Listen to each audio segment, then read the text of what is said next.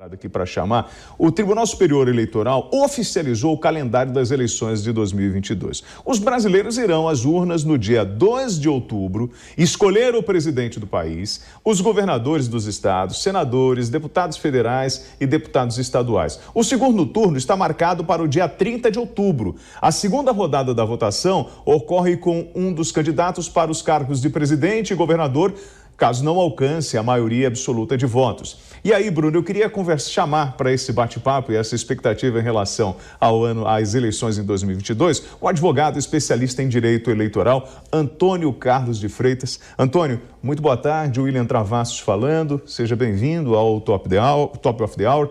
Antônio, nós temos o fim do recesso em fevereiro, né? Já conversamos com alguns políticos, até o líder da bancada do governo na Câmara, e ele falou assim, olha, acho muito difícil a gente conseguir aprovar alguma coisa em função desse período eleitoral. Pois bem, o deputado, o político brasileiro, ele começa a campanha dele a partir de que momento, de que mês? Ele já começou, acredito eu que quando ele foi eleito ele já entrou em campanha eleitoral, mas tecnicamente para o tribunal, a partir de que data nós começamos essa disputa? Olha, William, Mariana, Bruna, uma boa tarde, parabéns, feliz ano novo a todos vocês, a audiência. É uma alegria estar aqui neste primeiro dia útil aqui com a Jovem Pan. A campanha eleitoral, ela começa realmente no dia 16 de agosto, viu, William? 16 de agosto é que a campanha vai para a rua, que a campanha as pessoas vão poder distribuir santinho, pedir voto. Mas tem um calendário com vários marcos muito importantes aí. Por exemplo, 2 de abril é o prazo de desincompatibilização e também o prazo de anúncio das federações. Você tem as convenções que vão escolher os candidatos entre 20 de julho e até 5 de agosto. Esses são os grandes e importantes marcos, ou seja, William, até 5 de agosto que a gente vai saber realmente quem são os candidatos nessa eleição de 2022.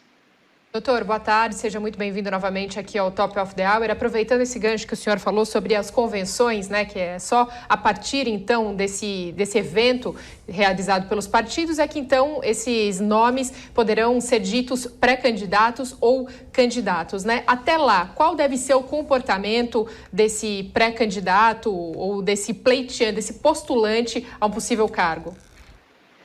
Perfeito, Mariana. Essa é uma dúvida que ocorre sempre.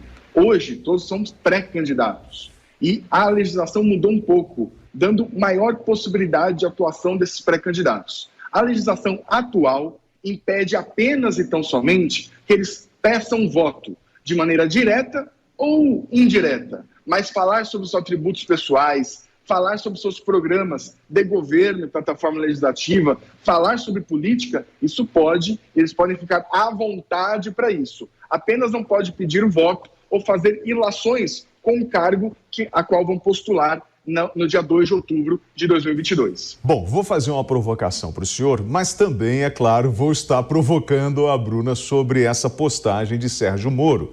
Porque nos bastidores falam o seguinte, olha, se Moro não alcançar os 15%, ele pode tentar, de intenções de voto para presidente, na campanha eleitoral, ele pode tentar o Senado, o que abre espaço para outros que estão aí, os pequenininhos que estão correndo, tentando um espaço, né, como Dória e companhia. Pois bem, Moro coloca o seguinte, sou pré-candidato à presidência, não ao Senado. Sempre fui contra o foro privilegiado e não preciso de mandato. Não tenho receio de qualquer investigação, muito menos administro do TCU sobre o fato inexistente. Eu pergunto ao senhor, dentro da lei eleitoral, o que pode impedir, por exemplo, esse que vem como o terceiro colocado, né, Sérgio Moro, de assumir esse compromisso de se candidatar à presidência da República? O que pode impedi-lo na lei eleitoral em função do cargo que ele ocupou? Olha, na verdade, você não tem impedimento. Os magistrados, eles podem pedir exoneração até dia 2 de abril. Como ele já pediu exoneração, ele não tem nenhum impedimento, nenhuma inelegibilidade que lhe impeça de se candidatar à presidência da República ou ao Senado Federal. Então ele está livre e desimpedido. O que há, na verdade, é toda uma sombra política do ex-juiz Sérgio Moro de ter sido um juiz no processo contra o Lula, no processo de um candidato que está se aproximando como um dos líderes da pesquisa e por também ter sido ministro do Jair Bolsonaro, do atual presidente da República. Ou seja, o que há é complicações políticas, mas jurídicas, William, fique tranquilo que não é esse o problema do ex-ministro, ex-juiz Sérgio Moro. Doutor, sobre essa questão, né, de mudar, se determinado candidato atingir um determinado percentual, ele vai para um cargo, se não atingir, ele muda para outro. Isso é possível, essa manobra, né, essa troca de cargo, é possível ser feita até qual data? Olha, quem decide, hoje não tem candidato. Hoje ninguém é candidato. Nem o Moro, nem o Bolsonaro, nem o Ciro, nem o Lula, nem o Dória. Quem vai decidir os candidatos são as convenções partidárias, que ocorrem tão somente a partir de 20 de julho e até 5 de agosto. Até este momento da convenção partidária, tudo é fofoca ou articulação política. Juridicamente, quando se define, é neste momento convencional, que os convencionais vão decidir quem é o candidato do seu partido ou da sua federação, no momento entre 20 de julho e 5 de agosto. Então, a partir do momento que Sérgio Moro for definido nessa convenção partidária como pré-candidato à presidência, posterior a essa convenção, ele não pode mais mudar de cargo. De fato, assim, a regra é que ele não pode mudar de cargo. Existem exceções, por exemplo, falecimento ou algumas exceções que você permite a mudança, a executiva até tem essa delegação de poderes. Mas a regra não tem essa mudança a bel prazer da composição política. É excepcionalidades que poderiam deixá-lo mudar de cargo, como, por exemplo, alguma doença, enfim, algo com grande gravidade. Foi oficializado o candidato, assim será candidato até o registro da candidatura, que é até o dia 15 de agosto. Agora, Bruna, desculpa, você deve estar aí agoniada, né? Porque quando a gente ouve o doutor falando sobre esses pré-candidatos, né? Que é tudo fofoca, eles já estão falando tanto como pré-candidatos, eu fico imaginando a hora que essa campanha realmente começar, né?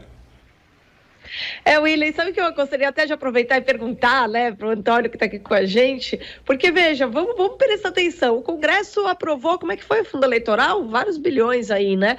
E o Antônio disse aqui para a gente que a data oficial de campanha é 16 de agosto e a eleição é no começo de outubro.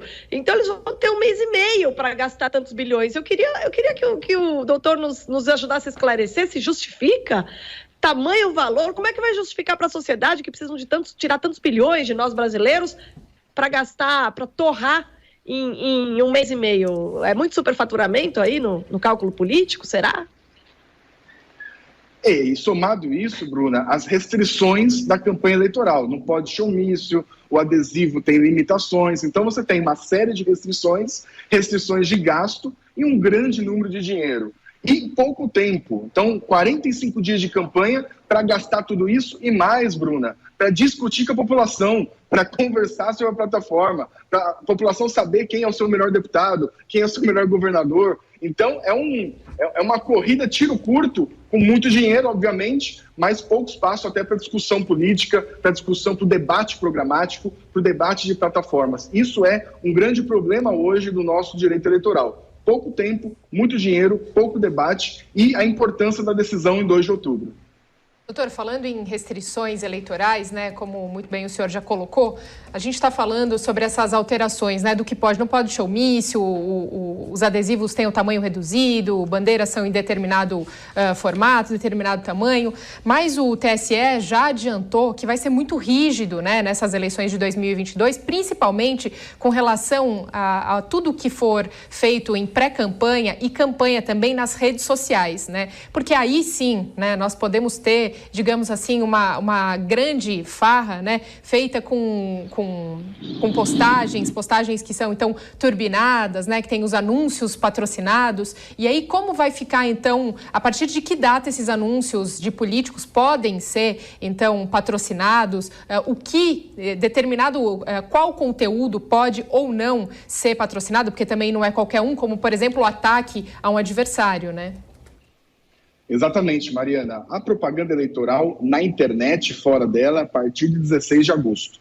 Antigamente, você tinha uma terra de ninguém nas mídias sociais e na internet. Isso tem uma promessa do Tribunal Superior Eleitoral de que seja melhor regrado e muito melhor fiscalizado. Então, vamos ver e conferir se vai ter essa fiscalização para coibir a fake news, a tão famigerada fake news, e a questão de você patrocinar ataques, seja ele por via direta, seja ele por via indireta. Então, essa é a grande questão.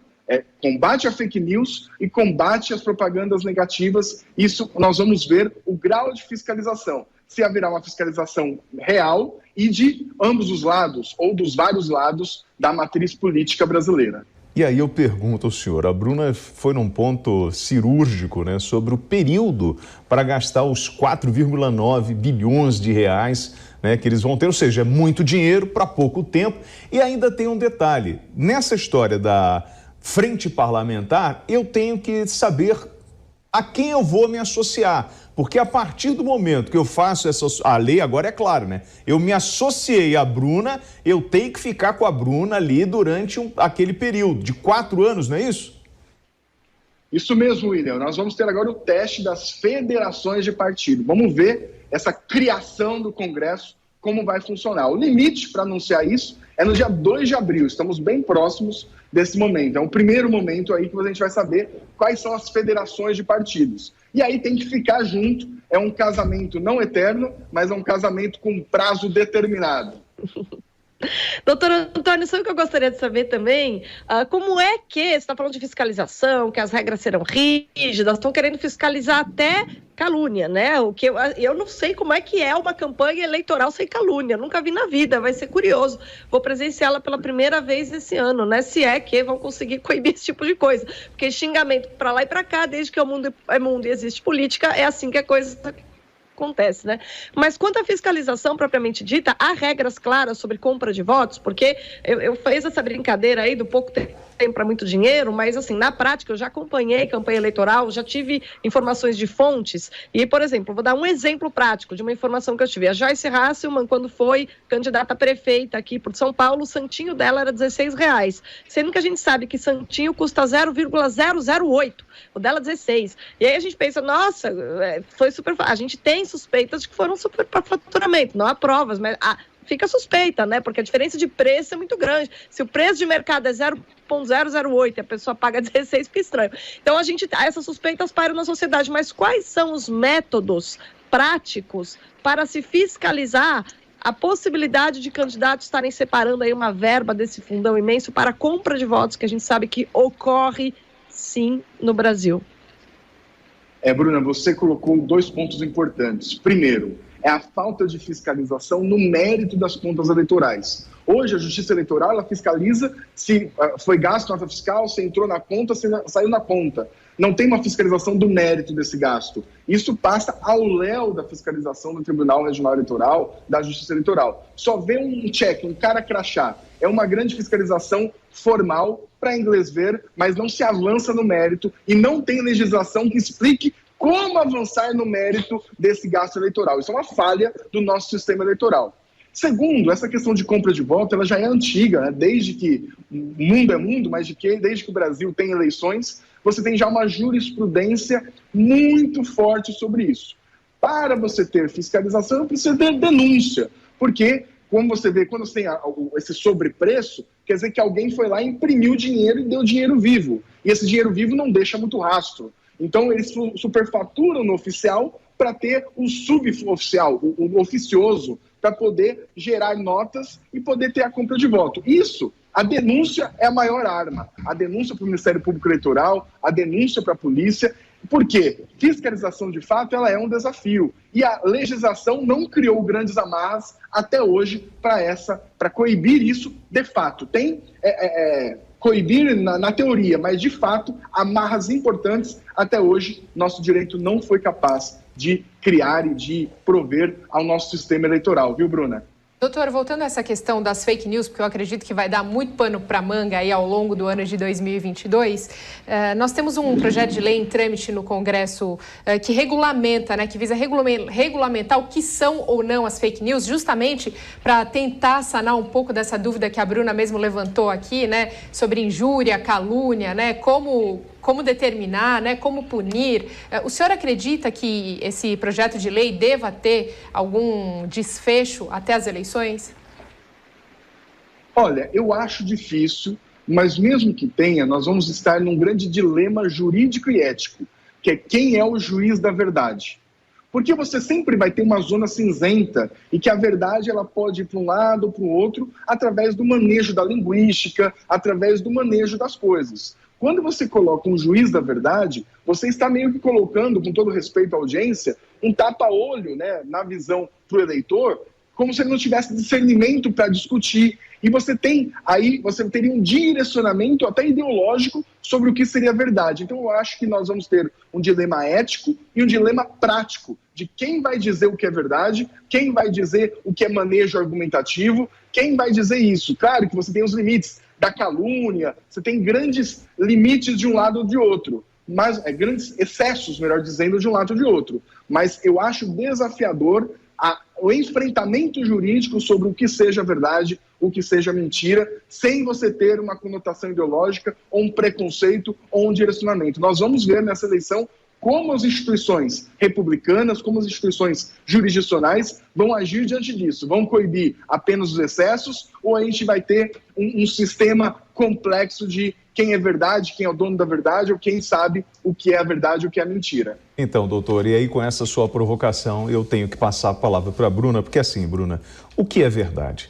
Porque ouvindo, né, todas essas regras que foram interpostas no nosso caminho, né, dizendo o que nós vamos fazer nas eleições, mostra no papel um mundo lindo, colorido, cheio de regrinhas. Mas, na verdade, nós estamos num país do tamanho de um continente, onde nós temos áreas que são dominadas por narcotraficantes, por narcomilicianos, por milicianos, onde o voto de cabresto ainda existe e o coronelismo impera. Então, assim, existem dois mundos, o mundo dos intelectuais, aqueles que propõem essas regras, e aqui é uma bolha muito pequenininha, e existe a grande massa que está subjugada ao poder armado e que não pode exercer o seu livre direito de escolher a autoridade? Olha, William, eu achei muito boa a exposição do doutor Antônio agora, né, sobre o dilema ético que se impõe diante dessas exigências, né? A gente está falando de paixões humanas, a gente está falando de controle da verdade. Como é que você vai ter controle da verdade por um órgão de burocratas? É muito complicado. Não dá. Às vezes a pessoa não está mentindo com intenção, às vezes ela recebeu a informação errada. Então é muito complicado. E ainda mais num país com esses problemas todos que você descreveu. Fica absolutamente impossível. E eu considero, assim, roteiro para uma distopia o Tribunal Regional trabalhar dessa maneira.